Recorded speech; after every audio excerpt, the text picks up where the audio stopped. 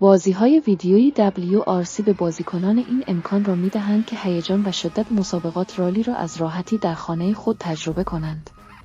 این بازی‌ها اغلب دارای گرافیک واقعی، فیزیک دقیق و طیف گستردهایی از تیم‌ها و رانندگان دارای مجوز WRC هستند که به بازیکنان اجازه می‌دهد در مسابقات قهرمانی شرکت کنند، ماشین‌های رالی نمادین را برانند و مراحل چالش‌برانگیز در سراسر جهان را پشت سر بگذارند.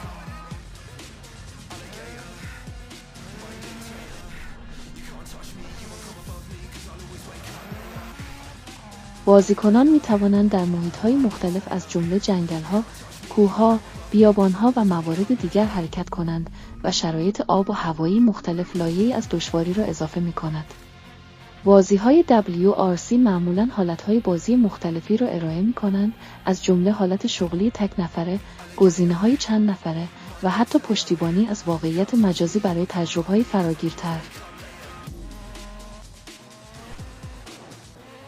چه علاقه‌مند به رالی باشید و چه یک گیمر معمولی، بازی‌های ویدیویی WRC فرصتی برای شرکت در دنیای هیجان‌انگیز مسابقات رالی و رقابت با حریفان ماهر و در عین حال افزایش مهارت‌های رانندگی خود را به حداکثر می‌دهند.